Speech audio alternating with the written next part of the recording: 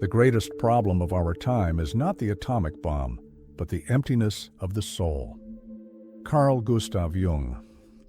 Have you ever stopped to think about how you spend your free time? Are you truly relaxing or simply hiding within it? We live in an era of unprecedented freedom. Compared to past generations, we have more available time than ever before. Yet somehow we feel more lost, uninspired, and emotionally drained. But what if the real issue isn't lack of time, but how we choose to fill it?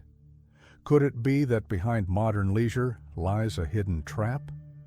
This video exposes how passivity disguised as comfort might be gradually dismantling your purpose, your focus, and your well-being. From the fields to the cities, how free time was born. For most of human history, leisure was a rare luxury, accessible only to a select few. Before the Second Industrial Revolution, the vast majority of people lived in rural settings, fully absorbed in agriculture and survival-based labor. Their days revolved around farming, animal care, and maintaining their homes, all-consuming tasks that left little room for rest. Recreation, when it occurred, was typically tied to seasonal festivities and communal traditions. The concept of personal, discretionary time simply didn't exist for the working masses. That changed dramatically in the late 19th century. As industrialization surged, rural populations flocked to urban centers in search of work. For the first time, large segments of society gained access to structured free time, allowing them to decide how to spend hours outside of labor. What seemed like a victory for individual freedom soon revealed its hidden cost. Unstructured leisure without purpose was no longer liberation, but a slow numbing of the spirit. The illusion of rest, a culture of passivity. Over time, this newfound freedom was no longer seen as a chance to grow, but as an invitation to escape. People began to fill their spare hours with shallow entertainment, social media, television, idle gossip, and mindless games. What once symbolized progress turned into a daily ritual of avoidance. Philosopher Richard Taylor captured this trend with unsettling clarity. Most people spend their time in idle and passive activities, simply watching things, games, television, whatever. They have no aspirations for themselves beyond doing the same thing they did yesterday. Richard Taylor. This lifestyle, though seemingly harmless, leads to stagnation. Repetition without meaning creates lives stripped of intention. Living on autopilot without reflection or ambition turns rest into a cage. In this way, passivity stops being relief and starts becoming silent surrender. Colin Wilson and the Trap of Boredom. British writer Colin Wilson experienced firsthand the destructive nature of inactivity.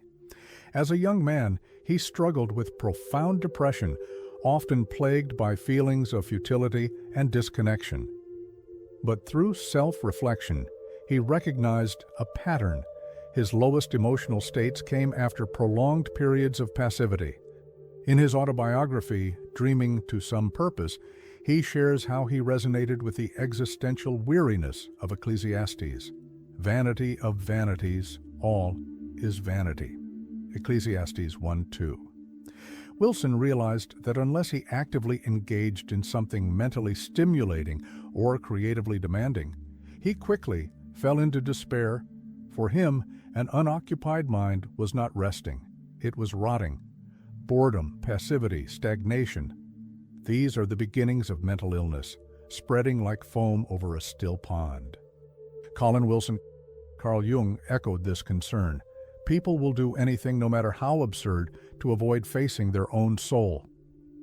Carl Gustav Jung. An idle mind doesn't heal, it deteriorates, and in that quiet collapse, unease takes root. Jung and the Inner Journey, Meaning versus Emptiness. To Carl Gustav Jung, boredom wasn't trivial, it was a symptom of spiritual disorientation. He saw it as a signal that the soul was drifting, untethered from deeper meaning. Boredom is a symptom of a lack of inner direction. It demands a journey into the unknown within oneself. Carl Gustav Jung.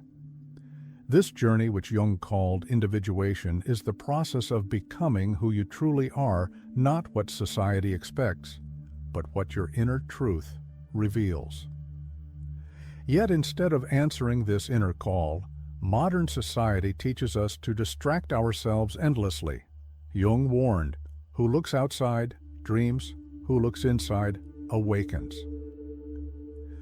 Carl Gustav Jung.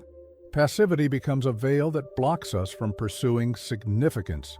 The emptiness we experience isn't a lack of things to do, it's a lack of depth. Without self-examination, leisure loses its transformative power and becomes a form of sedative. Free time can either connect us to our authentic selves or numb us into quiet despair. The decision: create or decay. This brings us to a crossroads. We can continue surrendering our free time to thoughtless habits and digital distractions, or we can make the intentional choice to use it for growth, learning, building, expressing, evolving. The second path is undeniably harder. It demands discipline, discomfort, and letting go of instant gratification. But the rewards are lasting: mental resilience, purpose, and a deeper connection to our personal potential. Philosopher Richard Taylor expressed this beautifully: "The struggle to produce and create is always worthwhile." Richard Taylor. He defined authentic pride not as arrogance, but as something earned. It is a justified love for oneself. Carl Jung reinforced this idea from within. What you fail to make conscious will appear in your life as fate. Carl Gustav Jung. Neglecting your potential doesn't make it disappear, it simply manifests as frustration and regret. Leisure can be a springboard toward greatness, or a slow descent into dull mediocrity. The exceptional and the call to greatness. Modern thought often resists the notion that some individuals might be greater than others. Equality, especially in rights, is essential. But equality of dignity doesn't mean sameness of effort or depth. The ancient Greeks understood this. While most followed the crowd, a rare few pursued inner excellence. These individuals cultivated unique talents, stood firm against opinion, and lived for something beyond applause. They were the ones who experienced genuine self-respect. Richard Taylor described them as such. The superior are the only ones truly capable of loving themselves. Richard Taylor. Carl Jung, too, saw this kind of evolution as a sacred challenge. Becoming who you are is the hardest task in life. Carl Gustav Jung. True greatness isn't a privilege, it's a responsibility. It belongs to those brave enough to carve their own path, rather than simply repeat what's expected. The value of free time, beyond mere rest. Even if passivity doesn't lead everyone into depression, it subtly diminishes our human potential. Free time isn't just a pause, it's a creative space, a sacred margin where we can reshape ourselves. Using it solely for comfort may seem harmless, but it gradually dulls the soul. Richard Taylor's insight is sharp. To do something truly original is what alone justifies self-love, which is pride. Richard Taylor. Jung's warning hits just as hard. The unlived life is a disease from which one can die. Carl Gustav Jung.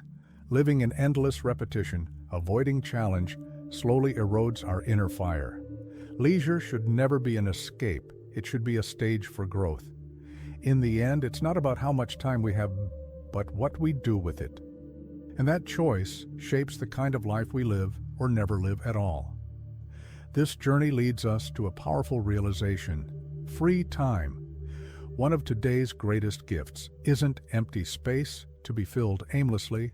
It's a sacred opportunity to awaken our true nature and build something meaningful. Passivity, while comfortable, can gradually erode your creativity, motivation, and soul. Richard Taylor reminded us of our latent brilliance. Some people carry within them the power to do something no other human being has ever done. Richard Taylor. The true challenge is resisting conformity and daring to live with vision, action, and originality. So, will you keep resting without purpose or finally start living with intention? Like this video, share it, and subscribe. Join our community of faith, transformation, and deep reflection.